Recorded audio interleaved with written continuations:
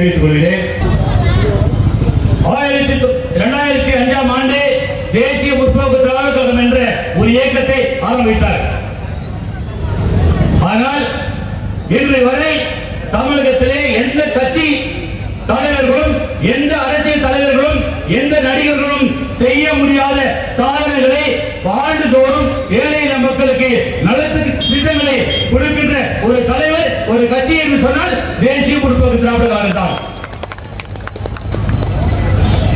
நான் இந்த பொதுக்கூட்டத்திற்கு வருவதற்கு முன்பாகவே கழக நிர்வாகிகள் அழகாக தலைவர் என்னென்ன நலத்திட்டங்களை இந்த மக்களுக்கு செய்திருக்கிறார் என்பதை தெல்ல தெளிவாக எடுத்துரைத்தார்கள். தமிழகத்திலே எந்த மாநிலத்திலே உங்களுக்கு நலத்திற்கு உதவி செய்ய வேண்டும் என்று சொன்னால் ஓடவழி செய்கின்ற ஒரு உத்தம தலைவர் நம்மளுடைய கேப்டன் புரட்சி கலைஞர் அவர்கள். அதை பட்டியலாகவே சொன்னார்கள். நான் வந்து கொண்டு இருக்கின்ற பொழுது அந்த செய்தியை பார்த்து நான் மிகவும் பெருமை அடைந்தேன். அதை பற்றி எல்லோரும் தமிழகத்தில் இருக்கின்ற அனைத்து மாவட்டத்திலும் இன்றைக்கு நலத்திட்ட உதவிகளை செய்கின்ற ஒரு இயக்கம் என்று சொன்னால் தேசிய முற்போக்கு திராவிட கழகம் தான். இன்றைக்கு கார்கில் போராக இருக்கட்டும், குஜராத்தில் பூங்காவாக இருக்கட்டும், ஒரிசாவில் வெள்ள நிதியாக இருக்கட்டும், மகாராஷ்டிரில் பூங்காவாக இருக்கட்டும், ஆந்திராவில் புயலாக இருக்கட்டும், கும்பகோணத்தில் தீ விபத்தாக இருக்கட்டும், சுனாமியாக இருக்கட்டும், இலங்கையில் இருந்த சுனாமியாக இருக்கட்டும், ஒவ்வொரு நிகழ்ச்சிகளுக்கும் 10 லட்சம் ரூபாய் கொடுத்து வழங்கிய ஒரு மாபெரும் தங்க தலைவர் நம்முடைய கேப்டன் புரட்சி கலைஞர் அவர்கள். இன்றைக்கு தமிழன் என்று சொல்லலாம் தலை நிமிர்ந்து என்று தாராளமன்றத்தை கொடுத்த நம் தலைவர் மத்தியிலே இந்த திராவிட கட்சிகள் திராவிடர் என்ற சொல்லை உருவாக்கி தந்தவர் 1916ஆம் ஆண்டு நடேசன் என்ற ஒரு தலைவர் தான் திராவிடன் என்ற சொல்லை உருவாக்கினார். இந்த திராவிடன் என்ற சொல்லை வைத்துக் கொண்டு இன்றைக்கு இருக்கிற திராவிட கட்சிகள் நாடு கட்டிக் கொண்டிருக்கின்றார்கள். நாங்கள் திராவிட பரம்பரையை சார்ந்தவர்கள், நாங்கள் தமிழர்களுக்காக தமிழர் என்று குரல் கொடுக்கக்கூடியவர்கள் என்றெல்லாம் இன்றைக்கு சொல்லிக் கொண்டிருக்கிறார்கள். ஆனால் உண்மையிலேயே இந்த திராவிட என்ற சொல்லை ஏன் அன்று அன்றைக்கு பயன்படுத்தினார் என்று சொன்னால் பல்வேறு கல்வி மாவட்டங்களிலிருந்து சென்னை மாநகரத்துக்கு வந்து படிப்பதற்கு போதிய வசதிகள் இல்லை என்பதற்காகவே அன்று திராவிட நல சங்கத்தை அன்று உருவாக்கினார்கள். இது ஒரு வரலாறு. அதற்கு பிறகுதான் தென்னிந்திய நல உரிமை சங்கத்தை தமிழகத்திலே ஏற்படுத்தினார்கள். அதற்கு பிறகுதான் பல கட்சிகள் உருவாக்கப்பட்டிருந்தது. ஆனால் இந்த திராவிட கட்சிகள் உருவாக்கிய பிறகு இன்றைக்கு மாற்றப்பட்டுக் கொண்டிருக்கின்ற நாங்கள் முன்முறை இன்றைக்கு கல்விக் கொள்கை போன்ற கல்விக் கொள்கையை நாங்கள் ஒழித்தே தீர்வோம் என்று சொல்லிக் கொண்டிருக்கின்ற திராவிட கட்சியை பிடித்தால் நாங்கள் இன்றைக்கு பேச இருக்கின்றோம். அருமையான முறையிலே அதற்கு நம்ம இயக்கத்தை பற்றியும் இந்த திராவிட கட்சிகளை பற்றியும் மாவட்ட செயலர் அருமையான அவர்கள் தெளிவாக எடுத்து சொன்னார். ஆனால் நான் ஒரு கருத்தை மட்டும் உங்களிடத்தில் பதிவு செய்கின்றேன். இன்றைக்கு தமிழகத்திலே திராவிட கட்சி தமிழர் என்று சொல்லடா, தலைவர் நாங்கள் தான் தமிழகத்துடைய மக்களுக்கு நாங்கள் தான் முன்னுரிமை கொடுப்போம் என்று சொல்லி நாடு தட்டிக் கொண்டிருக்கின்ற இந்த திராவிட கட்சிகள் தயவு செய்து நீங்க சிந்தித்து பாருங்கள். இந்த திராவிட கட்சி தமிழருக்கு என்ன நலத்திட்டங்களை செய்திருக்கின்றது? 60 ஆண்டு காலம் நாங்கள் தமிழர்களுக்கு முன்னுரிமை கொடுக்கின்றோம், தமிழர்களுக்கு புறவு கொடுக்கும் என்று சொல்லிக்கொண்டு 60 ஆண்டு காலம் இந்த நாட்டை தமிழ் மக்களையும் ஏழையாக்கியதான் மிச்சம். என் அருமை தாய்மார்களே, என் அருமை சகோதரர்களே, நினைத்து பாருங்கள். இந்த தெருவிலே எத்தனை பேர் தமிழ வந்து நலக்கடை வச்சிருக்கான்? எத்தனை பேர் தமிழை இங்க டீ கடை வச்சிருக்கான்? இந்த தமிழர் வாழ்க்கையை தமிழர் வாழ்க்கை என்று குரல் கொடுத்திருக்கிறீங்க. வந்தாரை வாழ வைக்கும் தமிழகத்திலே வந்த நாட்டுக்காரர் சொந்த நாட்டுக்காரர்களே சோண்டியே போட்ட பிள்ளைங்க. இன்னைக்கு வெளியேறு என்று சொன்ன நிலையை தமிழர்கள் எல்லாம் இன்றைக்கு எங்கே போய் கொண்டிருக்கின்றார்கள்? இன்னைக்கு வெளியேறு என்று சொல்லக்கூடிய அளவுக்கு தமிழர்களை பற்றி ஒரு உதாரணம் சொல்கின்றேன். கேரளா வாழா எந்த சேச்சி இவ்வளவு ஒரு சாயக்கடை வைக்கணும், நீங்கள் சிறியோடு இடம் தந்தாமதி அப்படின்னு சொல்லிட்டு வாரா. நம்ம என்ன பண்றோம்? ஒரு டீ கடை வைக்கிறதுக்கு ஒரு இடத்தை கொடுத்துறோம். அவன் 6 மாசம் கொடுத்து என்ன பண்றான்? இங்க ஆதார் கார்டு வாங்கிடுறான், இங்க ரேஷன் கார்டு வாங்கிடுறான். ஒரு வருஷத்துக்கு 10 நாள் நம்ம வெளியே விலைக்கு வாங்கிடுறான். நம்ம மறுபடியும் எங்க போறோம்? அரசாங்கம் மறுபடியும் நமக்கு வீடு கடன் சொல்லிட்டு கூவத்து வாரமாக பெருங்குடியிலே நமக்கு வீடு கொடுக்குறோம். நீங்க நினைச்சு பார்க்கலாம், தமிழகத்திலே இது போல ஒரு கேவலமான ஒரு சூழ்நிலை ஏற்படுத்திக் கொண்ட திராவிட கட்சிகளை இந்த நாட்டுக்கு தேவையா?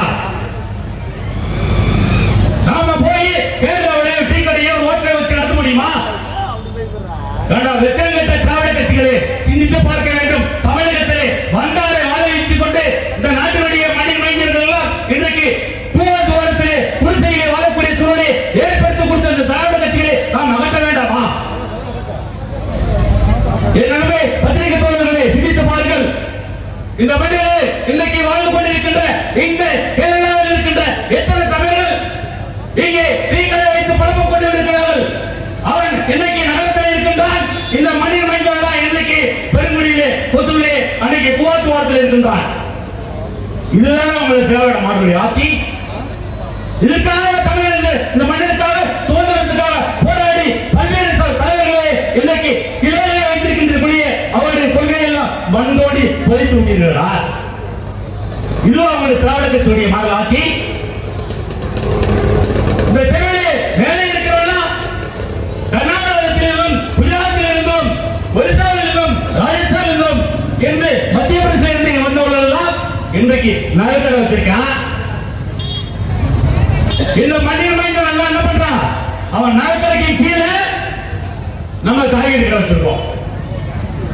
இந்த மண்ணிலே வந்தாரை வாழ வைத்துக் கொண்டு நாட்டுடைய மக்களை சுரண்டியவர்களுக்கும் இல்லாமல் துரத்திக் கொண்டிருக்கின்ற அப்பாவி ஜனங்களை நீங்கள் காப்பதற்கு இந்த திராவிட கட்சியை நீங்கள் ஒழிக்க வேண்டாமா? இந்த உணர்வை தமிழ் மக்களுக்கு வேண்டாமா? அண்ணா நீங்க எல்லாம் ஊர் விட்டு வருவீங்க, நாம உட்கார்ந்து இடம் கொடுப்போம், ஒரு கடையை போடுவீங்க, அந்த வீடியோ வாங்கிட்டு எங்களை கோவத்தை அமைச்சிருக்கீங்க. கேட்டா நாங்க தமிழர்களுக்கு முன்னுரிமை கொடுக்கின்றோம். தமிழர்களுக்கு அடுத்தபடியாக நீங்க பாருங்க, சித்தூர்ல வரா, ஆந்திரால வரா, எங்க உண்டாரு அண்ணகாரு சங்கந்தாருக்கு பேக் சைடுல புல்லாவரத்துல அதான் உண்டாரு. புல்லாவரத்துல உட்கார வச்சுட்டு என் அண்ணன் தம்பிகளா இன்னைக்கு பெருங்குடிக்கு பூவாத்துல தள்ளிவிட்டீங்களா? இதுதான் திராவிட கட்சியுடைய திராவிட மாடலா? 60 ஆண்டு காலம் சுதந்திரம் வாங்கி கொடுத்து 60 ஆண்டு காலம் திராவிட கட்சிகளை தமிழருக்கு செய்த துரோகத்தை நம்ம நாட்டுடைய மக்கள் இளைய தலைவர்கள் மறந்து விடலாமா? ஒரு முறை சிந்தித்து பாருங்கள் தமிழர்களே. இன்னும் 10 ஆண்டுகளிலே நாம் இந்த இடத்திலே இந்த மண்ணிலே இருப்பதற்கு இடம் இல்லை. நாம் எல்லாம் வந்தோரி குடிமகனாக துரத்திக் கொண்டிருக்கின்ற நிலையை நாம் உருவாக்குவதற்கு நாம் அனுமதிக்கலாமா? ஒவ்வொரு தமிழர்களும் ஒவ்வொரு தாய்மார்களும் சிந்தித்து பார்க்க வேண்டும். வருகின்ற இளைய தலைவர்களுக்கு இங்கே வாழ்வதற்கு நமக்கு இடம் உண்டா? இல்லை. தொழில் செய்வதற்கு இடம் உண்டா? வெக்கங்கட்ட திராவிட கட்சிகளே சொல்லுகின்றார்கள், நாங்கள் இந்தி மொழிக்கு ஒருபோதும் நாங்கள் அனுமதிக்க மாட்டோம் என்று. நன்றி கேட்ட நாய்களா, இன்றைக்கு சரணாசோர்ல இருந்து கொத்தனார் வேலை வரைக்கும் இந்திக்கு வர மாட்டாங்க. அப்ப எங்க என்ன புரிய போறீங்க? என்ன தொழில் எங்க இந்திக்காரன் இல்ல? இன்னும் இல்லாத ஒரு வேலை தெரிவிக்க தயமார்களே, சகோதரர்களே, தொலைக்காட்சி நண்பர்களே, இன்னும் 100 நாளைக்கு வேலைக்கு மட்டும்தான் இந்திக்காரன் போல. இந்த 100 நாள் வேலைக்கு மட்டும்தான் இந்திக்காரன் இல்ல. வேற என்ன துறையில இந்திக்காரன் இல்ல? நீ நல்ல ஒரு தமிழனா இருந்தால் தமிழ்நாட்டிலே தமிழருக்கான உரிமை வேலை அப்படி இருக்கும். ஏன்னா நீ அடுத்த நாட்டுக்காரனுக்கு அடுத்த ஸ்டேட்காரனுக்கு இங்க வேலை கொடுக்குற? கேட்டா நாங்கள் இந்தியை ஒழிப்போம். என் தலைவர் அன்னைக்கே சொன்னார், என்ன அண்ணன் மொழி காப்போம், அனைத்து மொழியும் காப்போம் என்று சொன்னவரே தலைவர் நம்முடைய புரட்சிக்காரர்கள் கேப்டன் அவர்கள். நீங்கள் சிந்தித்து பாருங்கள், எந்த துறையில குஜராத்துக்காரன் எடுத்து பாரு, ராஜஸ்தான்காரன் எடுத்து பாரு, பஞ்சாப்காரன் எடுத்து பாரு, ஒரிசாவை எடுத்து பாரு, பூட்டான் எடுத்து பாரு, சிக்கிம் எடுத்து பாரு. எந்த துறையிலே இங்கே இந்திக்காரன் இல்லை. ஏன்னா தமிழன் வந்து இங்க உழைக்கிறான், அவனை உட்கார வச்சு அழகு பார்ப்பேன், நாங்க ஓட்டு போட்டு அவனை ஜெயிக்க வச்சு மந்திரி ஆக்கணும். இது வெக்கங்கட்ட அரசியல் இல்லையா? என் தலைவன் சொன்னார், தமிழ்நாடு சொல்லடா, தலை நிமிர்ந்து இல்லடா என்று சொல்லி கொடுத்த நம்ம தலைவர் கேப்டன் புரட்சி கலைஞர் விஜயகாந்த் அவர்கள் என்ன துறையிலே நமக்கு முக்கியத்துவம் தருகின்றார்கள்? இன்றைக்கு எல்லா துறையிலையும் பாருங்கள். கல்வி எடுத்துக் கொள்ளுங்கள், இன்னைக்கு மின்சாரத்தை எடுத்துக் கொள்ளுங்கள், இன்னைக்கு டிரான்ஸ்போர்ட் எடுத்துக் கொள்ளுங்கள், இன்னைக்கு விவசாயத்துறை எடுத்துக் கொள்ளுங்கள். எந்த துறையிலேயாவது ஒரு துறையாவது நாங்கள் 50 ஆண்டு காலம் ஆட்சிக்கு வந்து இந்த துறையை நாங்கள் சாதனைப்படுத்தும் என்று சொல்லக்கூடிய அளவுக்கு ஒரு துறையாவது நீங்கள் சுட்டிக்காட்ட முடியுமா?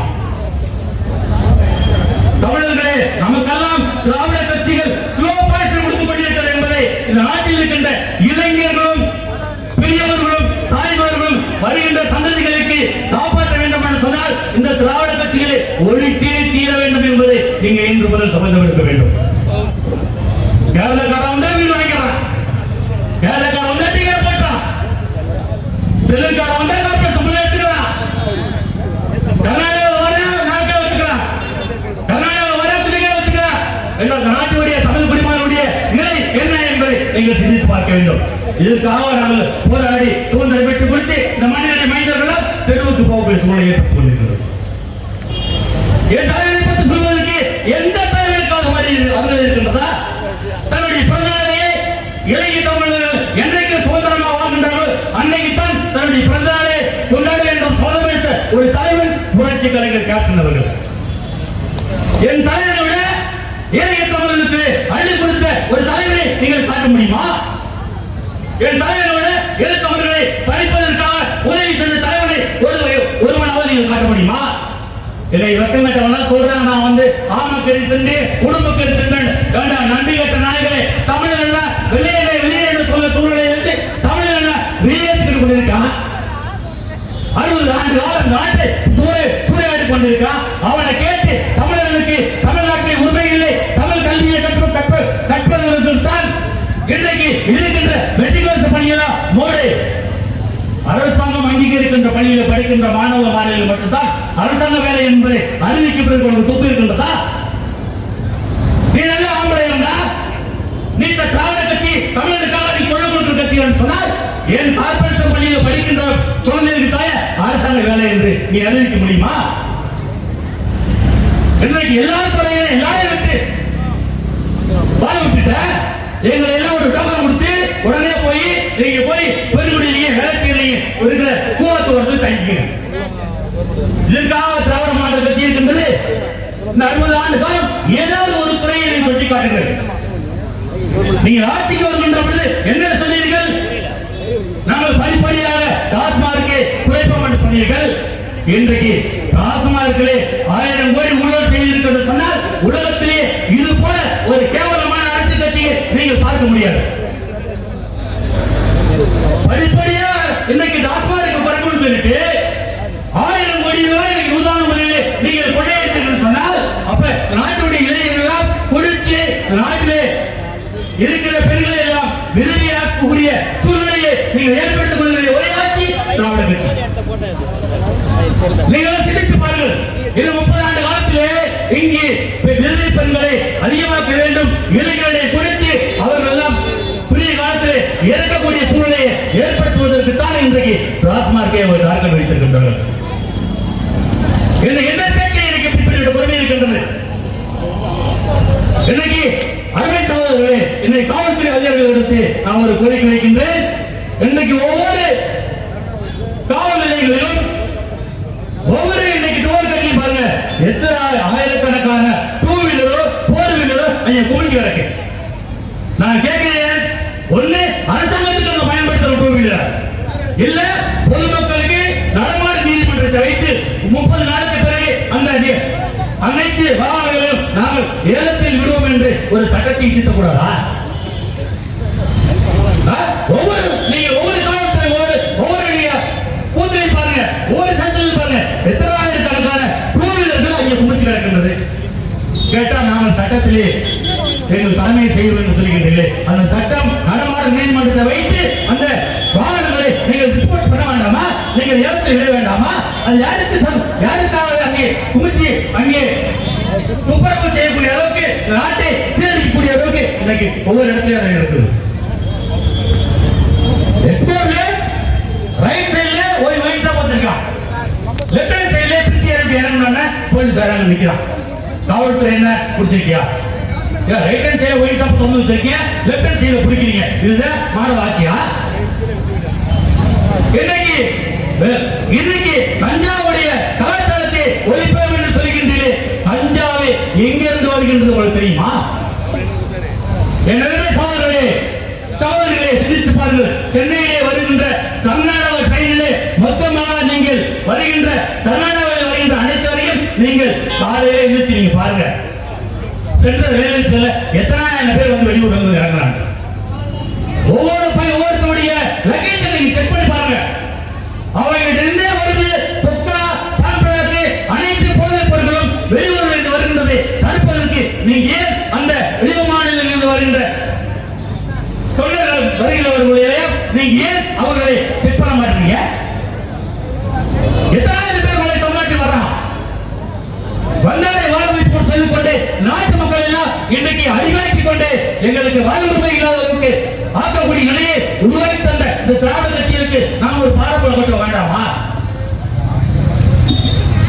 தங்கள் தமிழ் புதுவன் கேப்டனை போல ஒரு தமிழகத்திலே ஒரு வாழ்ந்த ஒரு அரசியல் தலைவரை யார் பால்வளைத்துறையாக எடுத்துக் கொள்ளுங்கள், கல்வித்துறையாக எடுத்துக் கொள்ளுங்கள், எந்த துறையாவது ஒரு சிறந்த ஒரு நிர்வாகத்தை நாங்கள் இந்த 60 ஆண்டு காலத்திலே செய்திருக்கிறோம் என்று ஏதாவது ஒரு துறையை சொல்ல முடியுமா? சிந்தித்து பாருங்கள் மக்களே. எனக்கு தமிழர்களுக்காக ஈழத் தமிழர்களை பற்றி இன்றைக்கு பேசுகின்றார்கள். என் தலைவன் ஈழத் தமிழர்களுக்காக அவர் நடிக்கின்ற காலங்களிலே அவர் உண்ணாவிரதத்தில் இருந்தார். நடிக்கின்ற காலங்களிலே என் அன்றைக்கு மின்சாரத்தை நீங்கள் கொடுக்கக்கூடாது என்று ஆர்ப்பாட்டம் செய்தார். நடிகர்களெல்லாம் திரட்டி ஒரு பேரணியை ஏற்படுத்தி கொடுத்தார். தன்னுடைய பிறந்த நாளை கொண்டாட வேண்டும் என்று ஒரு சபதம் எடுத்தார். தமிழர்களுக்காக நாங்கள் குரல் கொடுப்போம் என்று சொல்லிக் கொண்ட திராவிட கட்சி ஏன் பிரபாகருடைய தாயார் நீங்க ஏன் இங்கு ட்ரீட்மெண்ட் வந்த பொழுது மலேசியாவுக்கு நீங்க ஏன் திருப்பி அனுப்புனீங்க? முயற்சி சொல்கின்றார். ஈழத்தமிழரை கொத்து கொத்தாக சுட்டுக் கொண்ட பொழுது பிரணப் முயற்சி செல்கின்றார். அங்கே நாங்கள் சமாதான பேச்சுவார்த்தைக்கு செல்கின்றோம். தமிழர்களை ஈழத்தமிழர்களுக்கு இத்தாலிக்காரி சோனியா காந்திக்கு காட்டி கொடுத்த எட்டப்பன் யார் என்பதை தமிழக மக்கள் மறந்து விடலாமா? சென்று யாழ்ப்பாண தொகுதியிலே நாங்கள் சமாதானம் பேச வேண்டும் என்று சொல்லி ஏறத்தாழ அன்றைக்கு மட்டும் 1 லட்சம் தமிழர்களை குண்டு குழியுமாக சுட்டி வீழ்த்திய ஒரு பெருமை இந்த திராவிட கட்சிகளுக்கு கூட்டணி என்பதை மறந்துவிடக்கூடாது. எப்படிப்பட்ட திராவிட மாடல் ஆட்சியிலே இன்றைக்கு பேப்பரை சொல்கின்றார்கள். இன்னைக்கு பட்ஜெட்டிலே நாங்கள் முன்னுரிமை கொடுத்திருக்கின்றோம், தமிழக மக்களை நாங்கள் காப்போம் என்று. இந்த கண்கொடுப்பு நாடகத்திற்கு நாம் எல்லாம் முற்றுப்புள்ளி வைக்க வேண்டும் என்றால் எதிர்காலத்தில் தேசிய முற்போக்கு திராவிட கழகம் கேப்டன் ஆட்சி பெற்ற எங்கள் வீரமங்கை வேலுநாச்சியார் அந்நியர்களுடைய போர்படையில் ஒன்று திரண்டு தமிழகத்தை மீட்டெடுப்போம், தமிழகத்தை மீட்டெடுப்போம் என்று கூறி வாய்ப்பளித்த அனைத்து நிர்வாகிகளுக்கும், அனைத்து பொதுமக்களுக்கும், காவல்துறைக்கும், தொலைக்காட்சி நண்பர்களுக்கும் அனைவருக்கும் இங்கே சிறப்பான முறையிலே பேனர் வைத்து பெருமைப்படுத்திய அனைத்து காவல்துறை நிர்வாகிகளுக்கும் தேசிய முற்போக்கு திராவிடர்கள் சார்பாக மனமார்ந்த நன்றியை கூறி வாழ்வது தமிழாக இருக்கட்டும், தமிழர் என்று சொல்லடா, தமிழ் என்று நின்றடா என்று கூறி கேப்டனுடைய கடன்களை வலுப்படுத்தி வருகின்ற காலங்களே தேசிய முற்போக்கு திராவிட கழகத்தை நாம் முன்னிறுத்தி வெற்றி பெறுவோம் என்று கூறி வாய்ப்புக்கு நன்றி கூறி விடைபெறுகிறேன். நன்றி, வணக்கம்.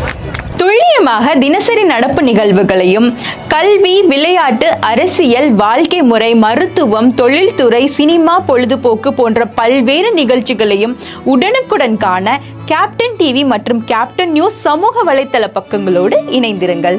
உங்கள் வணிகத்தை கேப்டன் டிவி மற்றும் கேப்டன் நியூஸில் விளம்பரத்தின் மூலம் மேம்படுத்த விருப்பமா? உடனே கீழே கொடுக்கப்படும் எண்ணிற்கு தொடர்பு கொள்ளுங்கள்.